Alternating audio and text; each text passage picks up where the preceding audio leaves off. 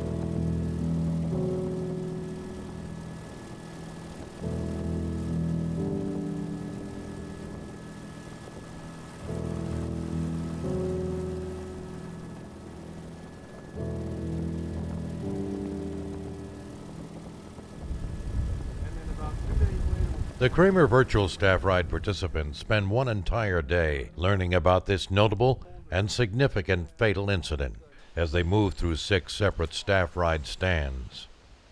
Stand topics include the fire and fuels history of the Salmon Chalice National Forest, the extra busy fire activity that the Forest Service was already experiencing when the Cramer fire ignited, this thing is really getting ahead of steam, the fire chronology leading up to the fatalities, and a variety of aftermath perspectives shared by several supervisory personnel. You don't have the money, you don't have all the resources. By the way, this staff ride was called virtual because due to the logistical difficulties of trying to visit the high elevation, trail access only Cramer Fire location, it was decided to present these stands off-site. These types of fuels with the terrain, with the fire weather, generate extreme fire behavior. And on the Salmon Chalice National Forest, that's what it's about, is stand replacing fires, fast moving fires, and high severity fires. I'm here kind of representing the IC role and kind of the pre-Cramer history of this area from the standpoint of kind of the IC role, strategies and tactics that are appropriate and that we used in the past in terms of the Salmon River breaks. And I have a long history. And a lot of it isn't the best of histories from the standpoint I was on a number of these fires that had problems, entrapments, burnovers, and so forth. And I can't stress enough how, I guess, emotional that is. It is something that is life-changing. And when you look at what these fires can do, and you were there and experienced it as part of a team, And it was your responsibility to anticipate, keep people safe and out of harm's way, and it didn't go the way you thought it would, you really do some soul searching and you go back and look for answers. If you look at this chart here, and this is what every firefighter really should know from the standpoint of these principles, it's that when we get people in trouble, it's almost always associated with the wind event. It happened long before the wind event. We put those people in harm's way before the wind event, and we should have anticipated or said we need a logical sequence of suppression action to avoid getting them in those positions. And does anybody know what that logical sequence is? What do we teach in basic fire school?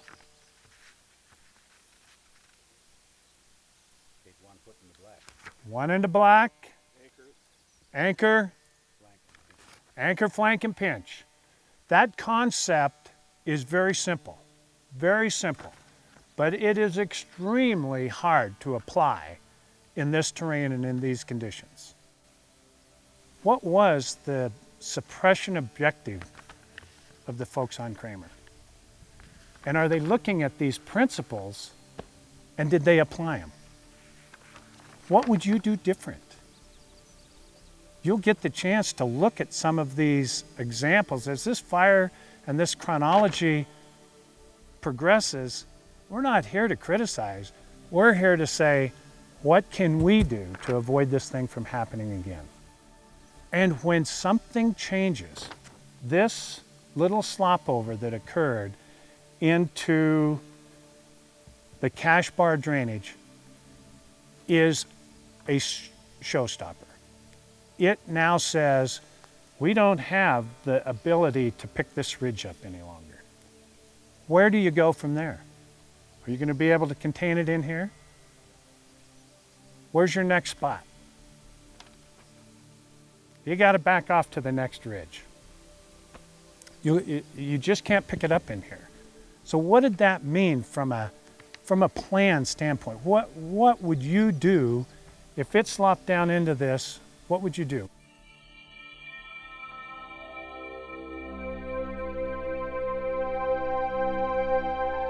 So Ray and I were going to be flown into H1. We also had 5 individuals off the engine crew that were going to be shuttled in once we got on scene.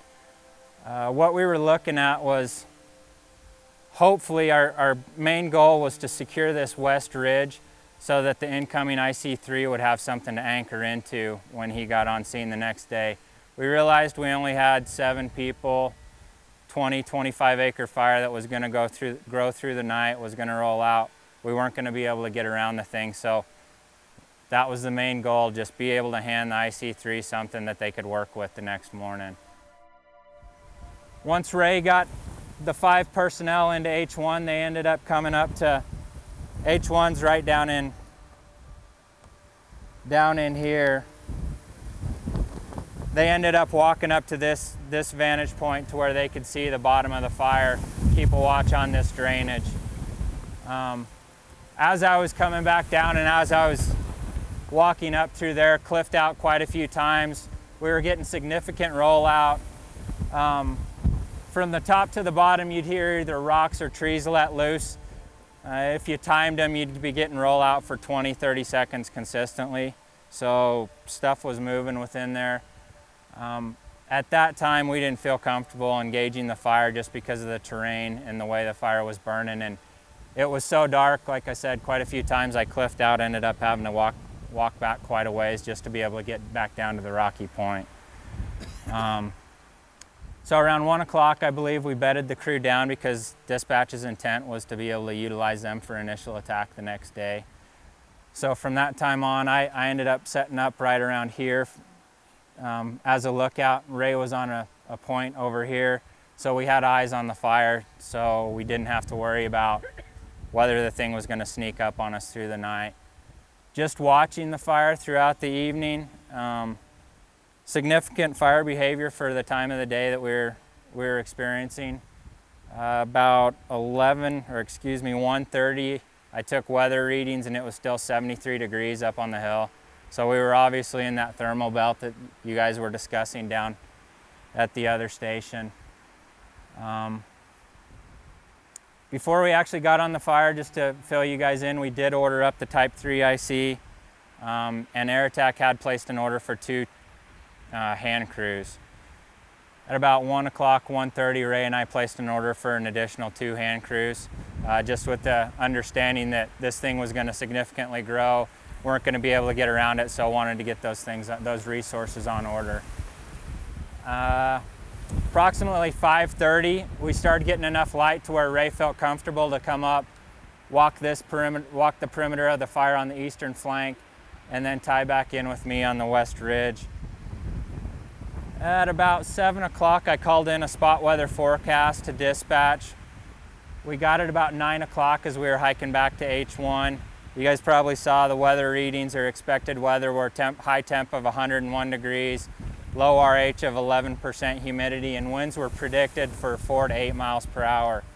From what we saw the night before, we didn't feel that was going to be fairly accurate. The evening of the 20th, we saw winds 10 to 20 miles per hour. So we thought the 4 to 8 was definitely on the low end. Discussed that with amongst ourselves and noted that we'd brief the incoming Type 3 IC on that whenever he got there. So incoming IC ended up flying the fire approximately 10:30 on the 21st. Got on the ground, we gave him his in briefing around 11 o'clock, transitioned with him, handed the incident organizer over, and again notified him that we thought the winds were going to be significantly different from what we had experienced or what the spot weather was predicting.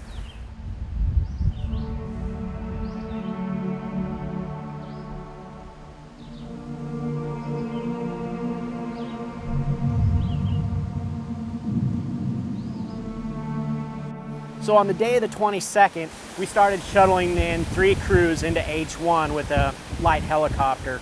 And we proceeded to do that all day long until right around 13:30, 13:40, when the wind picked up, increasing fire behavior. We also had a spot that became active below H1 and then proceeded to later burn over H1. But we continued with the troop transports, like I said, until about 13:30, 13:40, and then at about, 1400, the wind picked up. We closed the helispot, and then shortly after, the helispot was burnt over. So after H1 burned over, you said you were there, right? Yes, ma'am. Did you guys have any did you fall back and have a discussion about, are things changing enough for us to take another look or do a different tactic? As far as our tactic and goal there for that day was to fly the crews in. So once the helispot burnt over, to set a kind of a time frame, it wasn't long after that that the other burnover occurred, where the fatalities were. So I mean, once the burnover occurred of H1, we were done for the day. We then just huddled up in our safety zone, which was right in here with the 2.5 crews that were on the mountain, and then waited and hiked out later that evening. Was there any chatter, or what was the thinking about that slap over into the Catamar drainage? All I can answer is what I was hearing on the radio. And you could hear Jeff and Long Tom talking about it, where they could, and Air Attack as well. They could see the smoke, but it wasn't really doing anything. And then Air Attack then would start and relay, hey, it's picking up a little bit.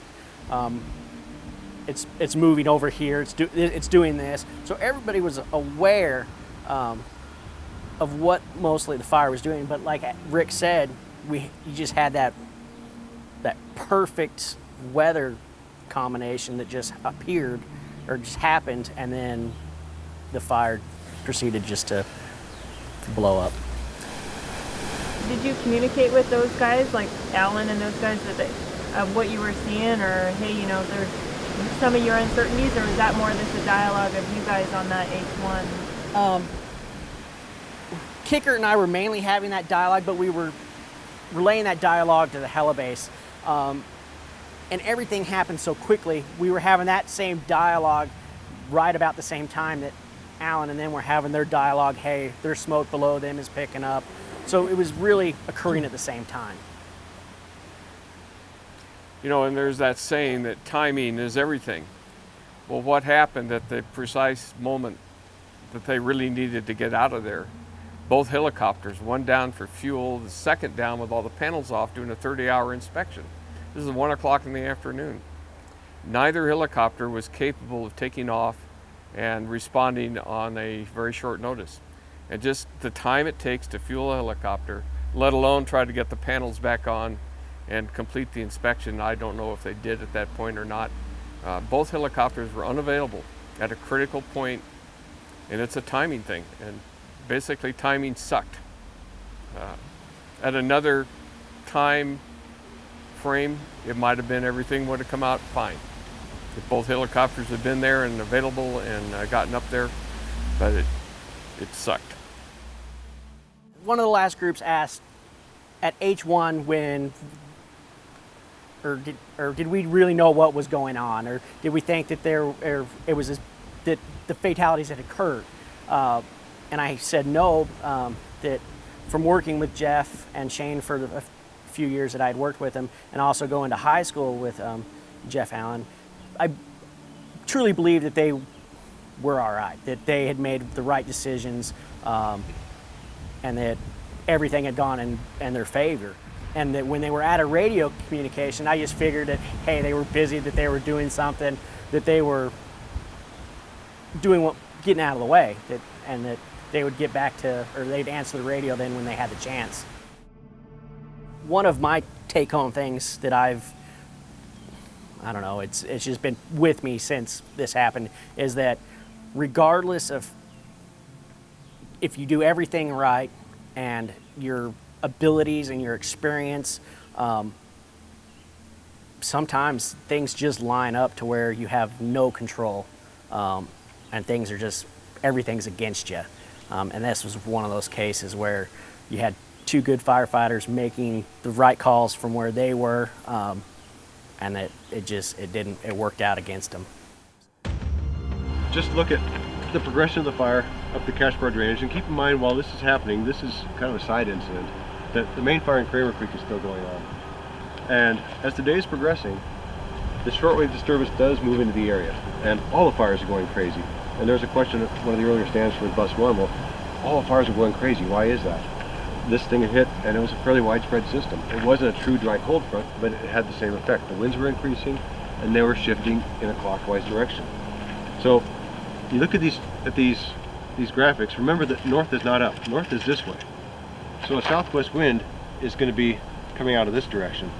As the winds shift to westerly, we've got almost perfect alignment. And really, in the world of really bad timing, these smokes that had crept over the ridge that were just very, very slowly working their way down under the brush in the leaf litter, they'd been working their way down all day.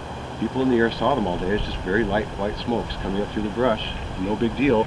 They'd been working their way down, and finally got to the bottom of the drainage. Right about the time the wind shifted to westerly and aligned with that drainage. What happened? Perfect storm. Started forming an active fire front. And that ceanothus with the heavy downwoodies, and you had a major intense fire front starting to move up the canyon. They check in and say they need another 45 minutes. Probably the third time that day they'd said that. They need more time. At 1500, the winds are picking up. The wind starts to align with the drainage. 1505, here they'd said at 2:45 they need another 45 minutes. 20 minutes later they called and said we're ready for pickup.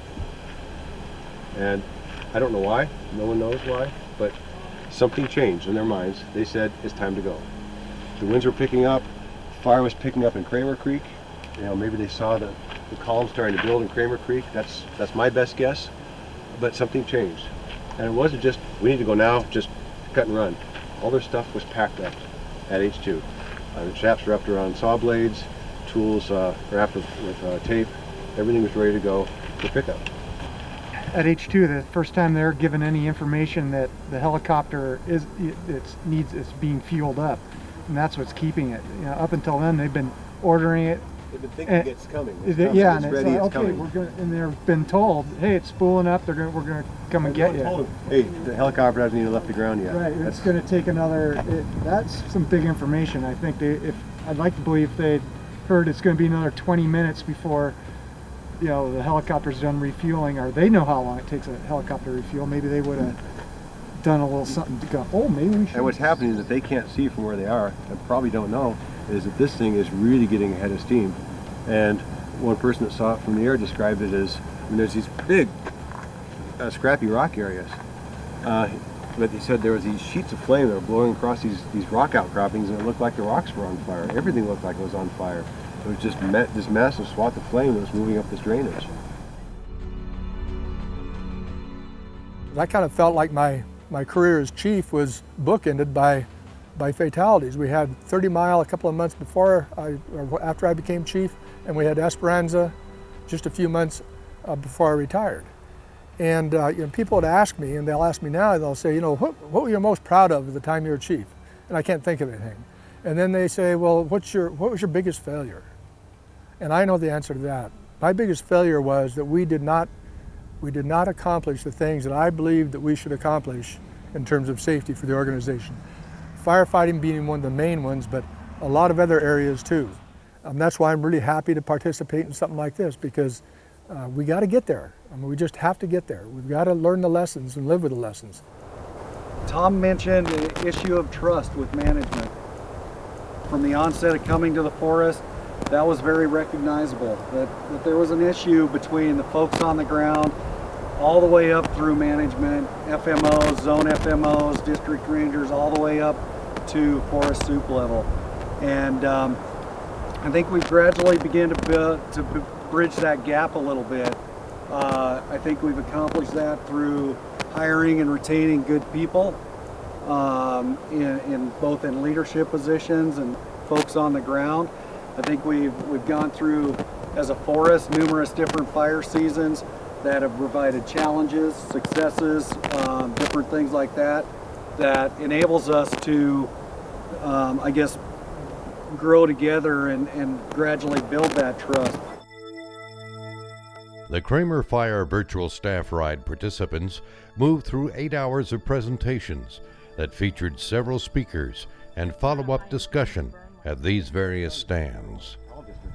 The following morning, the Staff Ride's participants gathered together for the final integration phase. This is the opportunity for everyone to talk openly and honestly and share their insights regarding what they observed and learned on the Staff Ride.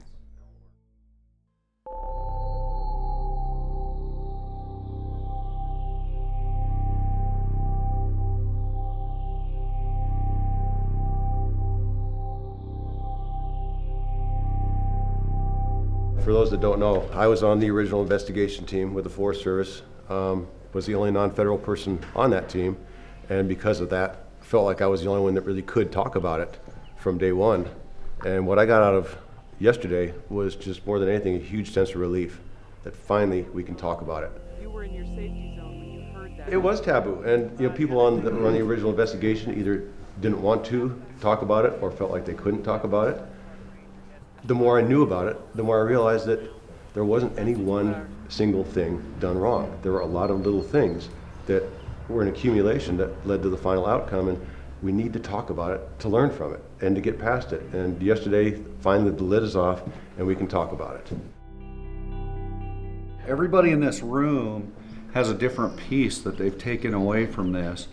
Prior to this, talking about Cramer was kind of taboo, or at least that perception. To me, the take home is we have a lot of people in this room now talking about Cramer. Some see the fence posts, some see the rails. If we continue to talk about Cramer and talk about the fence posts, the rails, the different things we see, we may not be right in what happened on the hill. We may not, we'll never know. But if we continue to put those parts together, from agency administrators all the way down to the folks running the shovels on the ground, they're gonna have reminders in their head the next time we put folks on the hill. Question. Right after the fire, there was no discussion, there was no transparency between the agency and the employees. We just saw people either losing their jobs or resigning and retiring, and like I said, there was no discussion and no transparency. So we were left to kind of build our own opinions and our own ideas of what was happening, and a lot of that was negative. It was like, well, so-and-so made this decision, and they were acting within their scope, but yet the agency kind of left them or hung them out to dry. And I think in future cases that we need to maintain that transparency and discuss, hey, yes, this decision was made, this person is being disciplined, but it's a learning deal, in my opinion, and that wasn't done, and I believe it harbored a lot of resentment, ill intent, and just negative feelings. Firefighters take a lot of pride in their job and what they do and who they work for, and it's hard then to feel like you're abandoned because of a decision that you made that isn't viewed now as the right decision, when you made that decision, you have, using the information you had and your expertise, that felt like the right decision. That's why you made that decision. That is the reason why, and I was part of them, we didn't trust management. Alan did the best job he could do with his abilities, the resources he had, and the backing. I'm not defending him, but I am, because I could be there. And he got hung out to dry.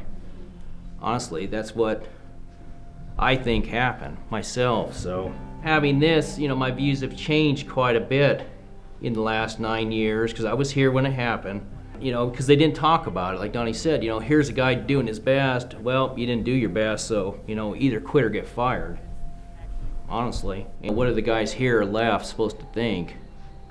Because it was closed-lipped. It was, closed door, meetings. You don't need to know about it. Just keep doing your job, keep, plugging along. So I think as we do talk about it and management becomes more open, and it has. It's definitely changed here quite a bit, for the better, I think, being here quite a while.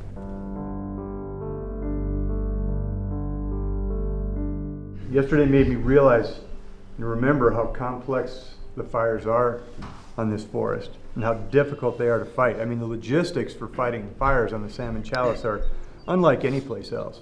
So there's a lot of space for little mistakes to be made, and I think about, in my experience on fires all over the place, that we constantly made mistakes, but they weren't something that, sometimes we got away with it, sometimes we didn't. And I think that these guys on Cramer, they made little mistakes, but nothing that isn't outside the norm of fighting a fire with these complex conditions.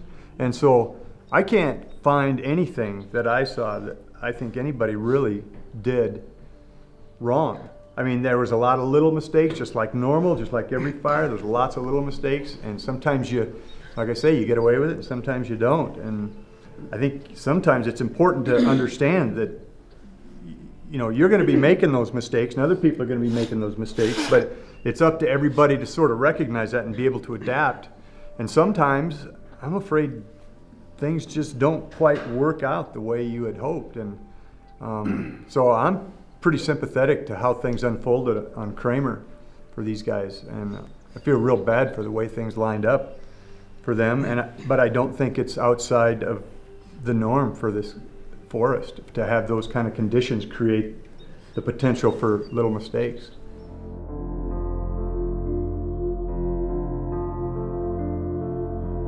So I'm new to the Forest Service. I've only been in the Forest Service for 2 years, and I came in as a staff officer. So I'm new to this forest also, and but I'm from Salmon, so this kind of had a special meaning to me. I didn't know Jeff, and but I do know the Allens, and so a couple years ago I decided to start a run in their memory, and so we've done it twice now. And because of that, I spent a lot of time talking to the Allens and talking to the Heaths, and I've gotten to know the families really well, but I still didn't know their kids. And so yesterday, the whole time, I've just really wanted to know what happened to those boys, and it didn't ever make any sense to me what they were doing up there. I didn't know why they were there. I assumed they were fighting fire. I didn't know. So for me, yesterday was really educational. I finally, at least I know why they were up there. I know a little bit more about what happened to them. I heard Jeff's voice for the first time yesterday. Helibase H2 on Long Tom. This is Helibase H2, go ahead. Yeah, bud, we're ready for pickup. Alright, we'll send 193 on its way. Get out, send him in a hurry, bud. Yeah, go ahead, H2. Oh, well, what's the status of 193? They're still here on the ground. They're going to be spooling up shortly to come pick you up. Alright, we need them right now. Halibut, did you copy? We copy. We're sending 166 to get you right now. Look at that, thanks. H2, Elevate, you copy? Base, you talking to H2? Yeah, Jeff, the helicopter needed some fuel, but it's going to start spooling here right now. Any problems right at the moment? Oh, bud, we just got fire down below us and the smoke's coming right at us, so just make them hurry up. Now, they're spooling right now. So 1520, 166 is over H2, but it's too smoky and they can't land. So they tell the two guys, sorry, we can't pick you up. So they announce they're leaving H2. They don't say which direction, they just say we're leaving. We're gonna get out of here on foot. And at this point, 1523, fire finally hits that triangle of trees right below H2. Winds are driving directly at the slope. And at this point,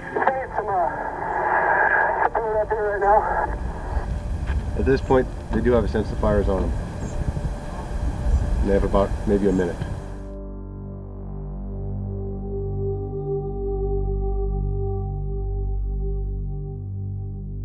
So for me, that was a really kind of an important piece that I was missing. And then the second part of that is I'm a brand new agency administrator. This will be my first fire season. And that scares the crap out of me. You know, just the thought of I'm the one whose people are going to be looking to make those decisions, and I need to make sure that I have all the information I need to make a good decision, and that all the people on the ground have all the information they need to make good decisions. Because I feel pretty strongly that Jeff and Shane didn't have all the information they needed.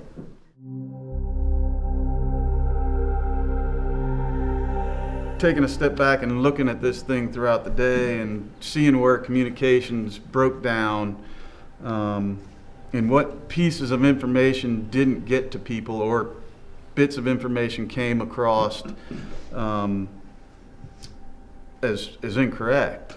You know, all the information was out there. If you look at the day and who knew what and who was where when, you know, that fire creeped over the ridge and dropped down, who had that information and where did it go. You know, their mission up on the hill was to cut a pad for a small plane. The plane switching out and not knowing they were still up on the hill, that bit of communication, all that information was out there. People knew it, and it didn't get to the people who needed to know it to make decisions to ensure this didn't happen, was kind of the takeaway.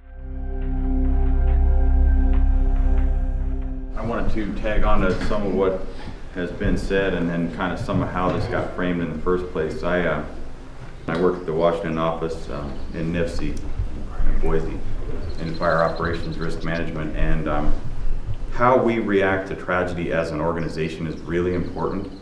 And I would say that most days I work on some aspect of trying to improve that. I personally believe that what happened here was a travesty, and as well as 30 Mile and some of our other events. For one thing, why should it take 9 years to be able to talk about something that people need to learn from? And that's not unique to this situation here. That's been the case. The first staff ride we did at South Canyon was 7 years after the fact. So what is wrong with our process and our organization that gets in the way of almost instantaneous learning from something like this. Our agency investigation is a safety investigation, and it's for the purpose of future accident prevention. That's what it should be for. Unfortunately, in the past, and this is one example, where that investigation was used for other purposes. And that's something we're trying to stop, and I don't think we're quite there yet, but I think we're improving. The OSHA investigation, that's going to happen anyway, and OIG, just to be clear about that law, passed after 30 miles. It says that that OIG is required to do their own independent investigation after a Forest Service employee is killed in a burnover. So think about that. That doesn't really happen very often. The only other OIG investigation that's happened under that law, besides Cramer, was Esperanza. Unfortunately, even though the law says that those investigations are supposed to be independent, they aren't. We know, we have the paper trail to prove that those investigations, both OSHA and OIG, use the Forest Service accident investigation as fodder to do whatever they need to do. And we've been trying, we'd like to have a firewall between those investigations so that our safety investigations, which are for the purpose of future accident prevention, can't be used for these other purposes. Hopefully we will never again have investigations where all those entities are in the same room doing the same investigation. Because I keep asking, what is the meaning of the word independent if you're using our investigation and our findings to fuel whatever your agenda is? What I wanted to say was, having been married to the district ranger, I can absolutely verify she has green in her. And I accuse her of drinking far too much Kool-Aid, green Kool-Aid, over the years. She was totally dismayed that the agency went after her. And to answer part of the questions I keep hearing, who are some of the people that were subject to discipline? She was, and I was, two of us. There are others. Both of us had liability insurance, and I'm damn glad we had it, because the people that defended us did a really good job. And to have our own agency turn on us, thinking we'd all done a good job, was a shock to her especially. Not so much to me. I can say I kind of expected it and was ready for it, but she's back to drinking a lot of green Kool-Aid today, but still suffering from the fact that the agency turned their back on her.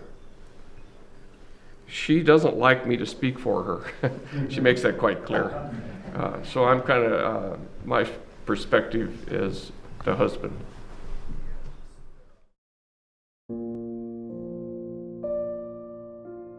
I get to the what next and what do we do with this, what we've done here, and I don't know if the door's been open so we can talk about it. Something the Marine Corps did. We left a kid in the desert to die. Left him in the Mojave Desert. 29 Palms. Josh may have read the investigation, but for every Marine that checked aboard 29 Palms a year later, that was part of their check-in sheet. They read that investigation.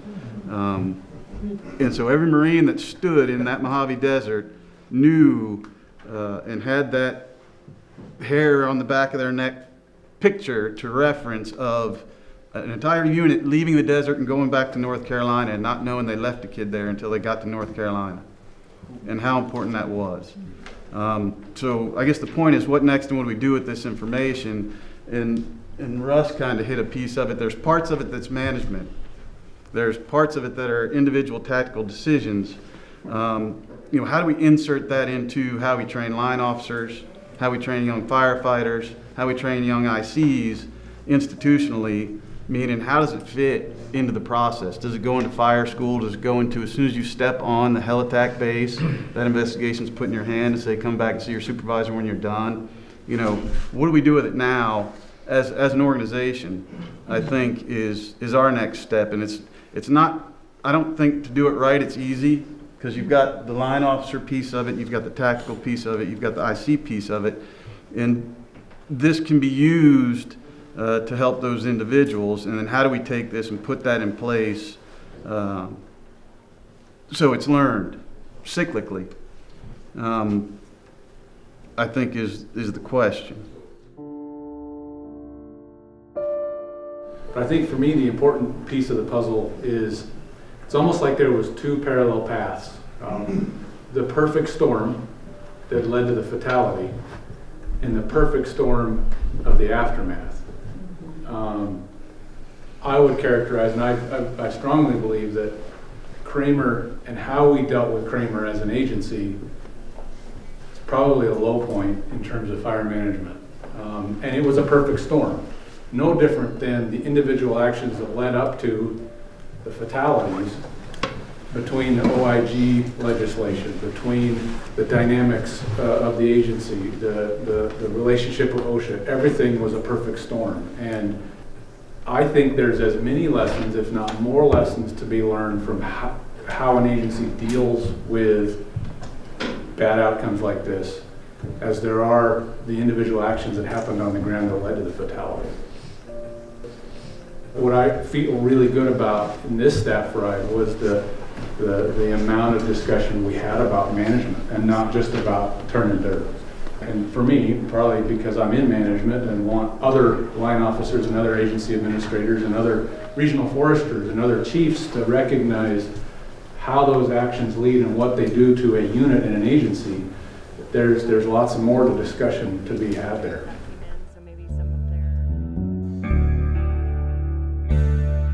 I feel like this experience was really a good experience. I learned a lot. I feel like there's still a lot people are starting to talk, but I feel like there's still a lot left unsaid. And I think that's due to our society, kind of as we've talked about. Seems like it's kind of an I gotcha, pointing fingers, and less of a team at times. And I think what I'd like to take with me is and I've heard several times also that your opinions don't matter. And at this level, sometimes it really does feel like that. And I really do hope that our opinions do matter and we can voice them freely, and eventually, I mean, instead of feeling like that we're gonna not be heard or even penalized for that. I saw a lot of good things come up in discussions yesterday with the people that are on the force in the district now, and hearing some of the comments that Fritz and others said today. It's a whole different tone than it was 9 years ago, and your opinions matter, your perspectives matter, and please don't ever feel like you can't express them.